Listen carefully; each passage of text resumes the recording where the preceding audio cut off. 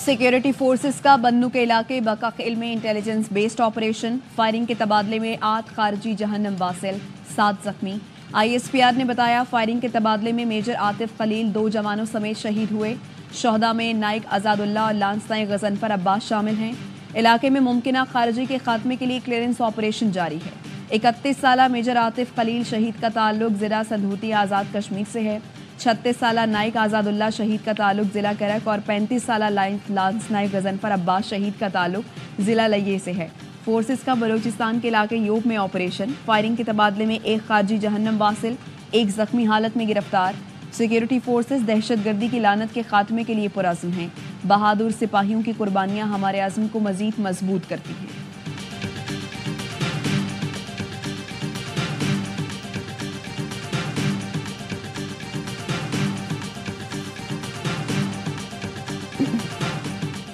London में साबिक chief justice काजी फाइज ईसा की गाड़ी पर हमला। मुश्तइल मुजाहिरीन ने गाड़ी पर लाते और मुक्के बरसाए, नारे लगाते रहे। पीटीआई के हामी गाड़ी के पीछे भागते, नारे लगाते और गलीज जुबान इस्तेमाल करते रहे। पाकिस्तानी हुकूमत का वाक़े पर सख्त एक्शन लेने का फैसला। हमला आवरों का शनाख्ती कार्ड ब्लॉक और पासपोर्ट मंसूख कर दिए जाएंगे। वजीर दाखिला मोहसिन नकवी ने कहा काजी फाइज ईसा और हाई कमिश्नर की गाड़ी पर हमले पर खामोश नहीं बैठ सकते। फुटेजेस के जरिए शनाख्त करके पाकिस्तान में भी एफआईआर दर्ज कराई जाएगी। हाई कमीशन ने बरतानवी हुकूमत को हमले की शिकायत कर दी। हमला करने वाले 9 अफराद के खिलाफ स्कॉटलैंड यार्ड को भी मुकदमा दर्ज करने की दरखास्त की जाएगी।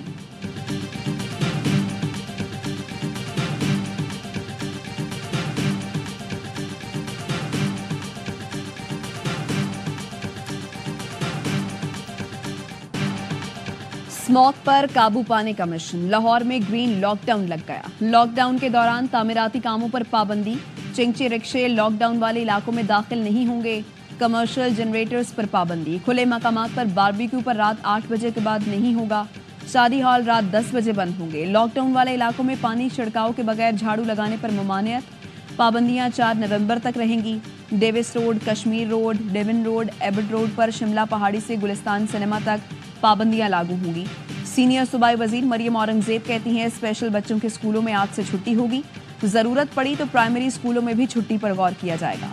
स्मॉग के खात्मे के लिए 300 इलेक्ट्रिक बसें मुतारिफ कराई जा रही हैं। गाड़ियों की फिटनेस सर्टिफिकेशन शुरू की जा रही है। गैर कानूनी भट्टों को मिसमार किया गया।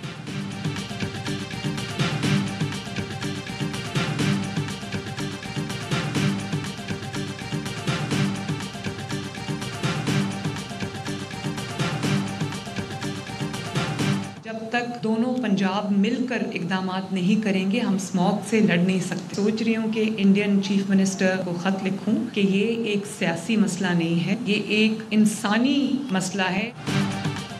स्मोक के खिलाफ दोनों पंजाब एक। मरियम नवाज भारत से स्मोक डिप्लोमेसी की ख्वाहिशमंद। भारतीय पंजाब के वज़ीर आला को खत लिखने का इशारा भी दे दिया। तकरीब से खिताब में कहा जब तक दोनों पंजाब मिलकर इकदामात नहीं करते स्मोक से लड़ना नामुमकिन है। हवाओं को पाक भारत सरहद का क्या मालूम। सोच रही हूँ भारतीय पंजाब के वज़ीर आला को खत लिखूं। वज़ीर आला पंजाब ने दिवाली पर हिंदू बरादरी को मुबारकबाद देते हुए अक़लियतों की खिदमात को खिराज तहसीन पेश किया।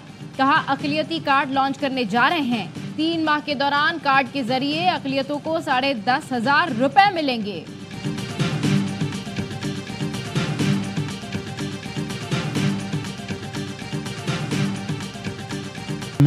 which were signed a few weeks back in Islamabad agreements also. The ink hasn't dried and some of the projects are now under implementation, which is a great news. Saudi Arab का पाकिस्तान में सरमायाकारी 2.2 अरब dollar से बढ़ाकर 2.8 अरब dollar करने का ऐलान। मफाहमती याददाश्तों और मुआहिदों की तादाद 27 से बढ़ाकर 34 कर दी गई। रियाज में वज़ीर आज़म की सऊदी वज़ीर बराए सरमायाकारी से मुलाकात के बाद एलामिया जारी। सऊदी अरब पाकिस्तान में मजीद 600 मिलियन डॉलर की सरमायाकारी करेगा। शहबाज शरीफ कहते हैं समझौतों की स्याही अब खुश्क नहीं हुई और उस पर काम शुरू हो गया। दोनों ममालिक मिलकर तरक्की और खुशहाली के मनासिल तय करेंगे।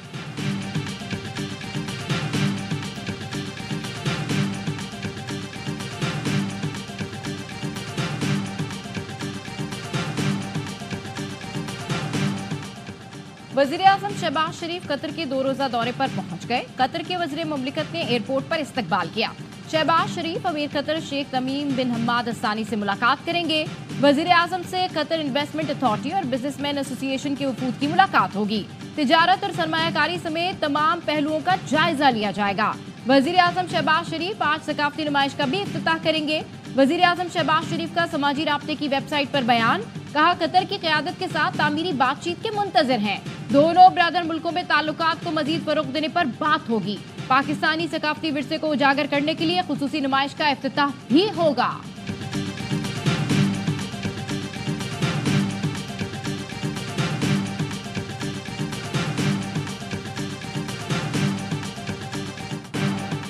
इस्लामाबाद हाई कोर्ट के जज जस्टिस मियां गुल हसन औरंगजेब का इंसदाद दहशतगर्दी अदालत के जज अबुल हसनात जुल्करनैन के रवैये पर बरहमी का इजहार। आजम स्वाति के बार बार जिस्मानी रिमांड के खिलाफ केस में रिमार्क्स दिए। साइफर ट्रायल में कारस्तानियां हमने देखी हुई हैं। दुनिया की किसी अदालत में ऐसी नाइंसाफी नहीं हुई जो उसने की। ये शख्स धड़ल्ले से ये काम कर रहा है क्योंकि वजारत कानून उसको सपोर्ट कर रही है। इस शख्स को इसलिए बिठाया है ताकि ये इनकी सियासी कार्रवाइयां कर सके। हमने मेंबर इंस्पेक्शन टीम को लिखा था कि इसको फौरन वापस भेजा जाए। ये अब तक यही है और फिर ऐसे ही काम कर रहा है। एडिशनल अटॉर्नी जनरल साहब, आप वजीर कानून से बात करें। अदालत ने जज अबुल हसनात से वकील अली बुखारी के दिए गए बयान हलफी पर जवाब तलब कर लिया।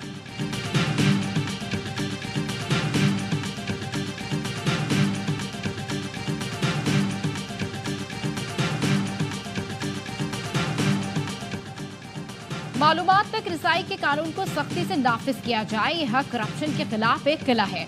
मालूमात तक रिसाई के केस में सुप्रीम कोर्ट के जस्टिस अतहर मिनल्ला का इजाफी नोट, लिखा शहरियों को मालूमात की फराहमी के लिए दरखास्त की जरूरत ही नहीं होनी चाहिए। सुप्रीम कोर्ट के पास तलवार या खजाने का कंट्रोल नहीं बल्कि इसकी कुव्वत सिर्फ आम आदमी का एतमाद है। अवामी एतमाद खत्म हुआ तो अदलिया की आजादी कमजोर पड़ जाएगी।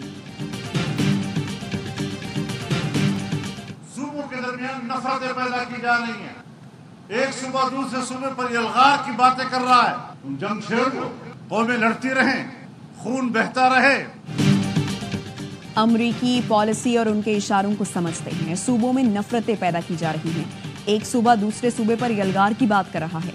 सरबराह JUI मौलाना फजल रहमान कहते हैं, हमारे लोग गाँव देहात में गैर महफूज हैं। मुसल्लह गिरोह ने हमारे निज़ाम पर कब्जा किया हुआ है। सब कुछ इनके कब्जे में है। अब तो डिप्टी कमिश्नर्स को भी कह दिया गया है, घरों में रहो।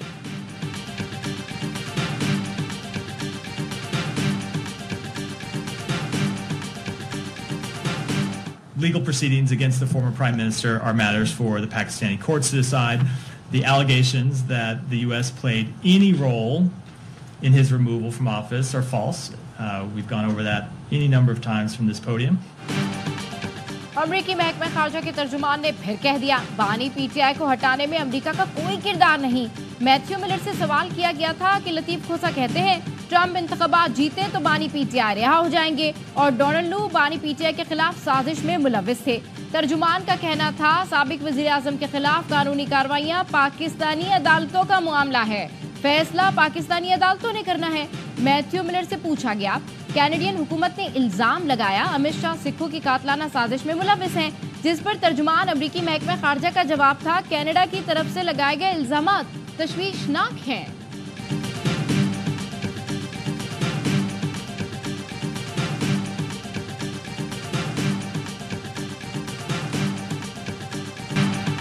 सत्ताईसवीं तरमीम डंके की चोट पर होगी। गवर्नर KP फैसल करीम कुंडी कहते हैं 26वीं तरमीम के बाद बुशरा बीबी और बानी PTI की बहनों की जमानत हुई।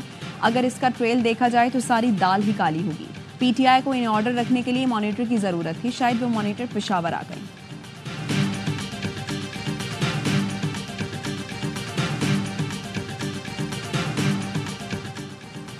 बानी PTI की अहलिया बुशरा बीबी लाहौर पहुंच गई। बुशरा बीबी अपने दांतों का चेकअप कराने आई हैं।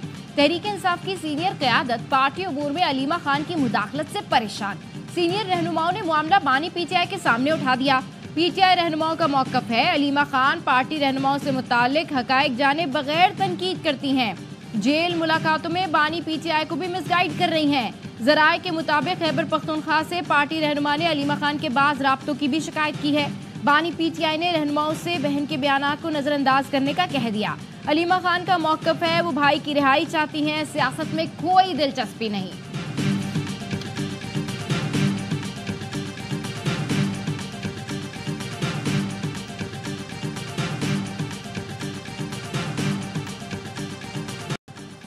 पीटीआई आज अपने एहतजाज के अगले और फैसलाकुन मरहले का ऐलान करेगी।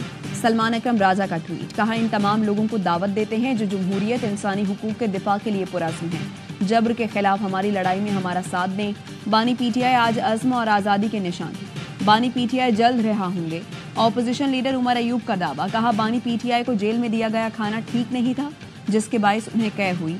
9 मई के मुकदमात में बानी पीटीआई और दीगर मुल्जिमान पर 8 नवंबर को फर्द जुर्म आयद की जाएगी।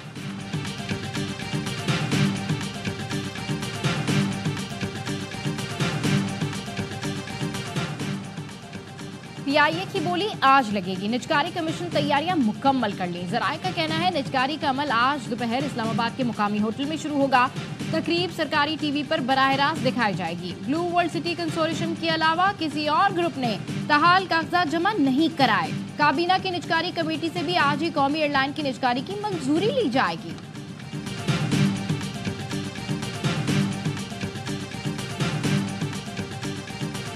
Pakistan was moving with a speed where the global authority known as PricewaterhouseCoopers had to project Pakistan to be becoming part of the world global economic powerhouse known as G20. नायब वज़ीर-ए-आज़म इसहाक डार कहते हैं पाकिस्तान तेजी से तरक्की की जानिब गामज़न है, जल्द G20 का रुकन बन जाएगा। तमाम मुआशी इदारे बेहतरी की जो निशानदही कर रहे हैं। इस्लामाबाद में इसहाक डार ने बोगोलेयर ऐप का इफ्तिताह किया। कहा इस तरह के मॉडल मौजूदा हुकूमत का विजन है। पाकिस्तान का टेक्नोलॉजी के मैदान में तरक्की का सफर जारी है। हुकूमत का काम बिजनेस करना नहीं है, सिर्फ सहूलत देगी। अब भी देर नहीं हुई, हम मुत्तहिद होकर तरक्की कर सकते हैं। मौजूदा हुकूमत का डिजिटल मीडिया की तरक्की में अहम किरदार है। एयरपोर्ट्स को आउटसोर्स कर रही हैं ताकि वो बेहतर परफॉर्म करें।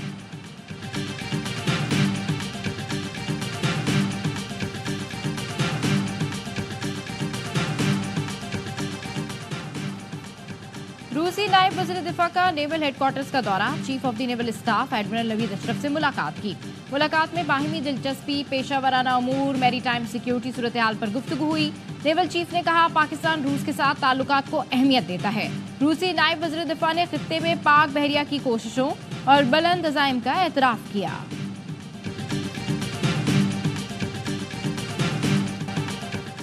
मोदी सरकार की सरहद पार दहशतगर्दी का एक और सबूत। कनाडा का कहना है भारतीय वजीर दाखिला सिखों को निशाना बनाने में मुलव्वस हैं। अमित शाह ने ही कैनेडियन शहरियों के खिलाफ इंटेलिजेंस ऑपरेशन का हुक्म दिया।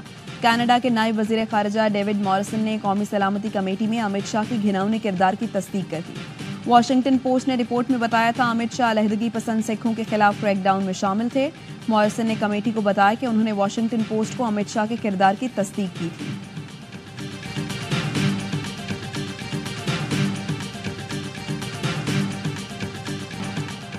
इस्राएली फौज ने शुमाली गजा को खून में नहला दिया। बमबारी से बैतुल्लाह लरज़ उठा। 143 फलस्तीनी शहीद।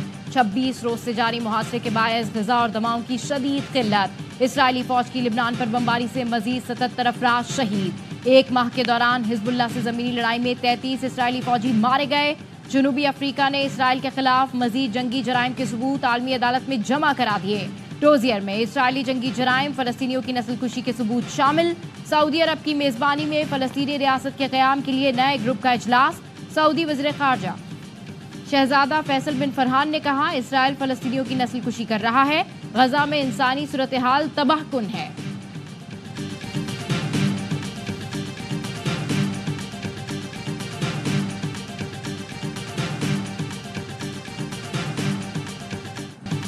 वडेरे का बेटा गाड़ी रोकने पर आग बगोला। हैदराबाद में पुलिस अफसर ने गाड़ी रोकी तो गालियां देता हुआ उतरा। एएसआई अजहर ने कहा तमीज से बात करें, जिस पर नौजवान ने कहा एएसआई हमारा नौकर है, मैं सलीम बाजारी का बेटा हूं। 4 एएसआई गाड़ी में लेकर घूमता हूं। पुलिस का कहना है नौजवान वज़ीर आला सिंध के प्राइवेट सेक्रेटरी सलीम बाजारी का बेटा है।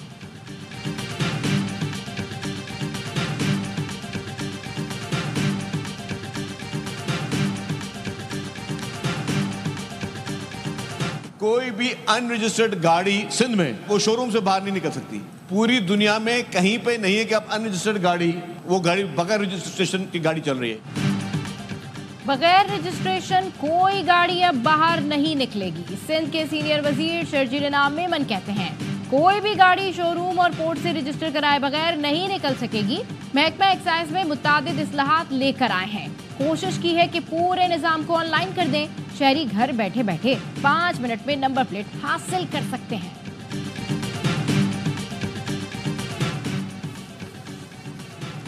मुल्क में पोलियो का एक और case report. National reference lab की जांच से पोलियो केस रिपोर्ट होने की तस्दीक। रवां साल बलूचिस्तान से 22 पोलियो केस रिपोर्ट हुए, मजमूई तादाद 43 हो गई।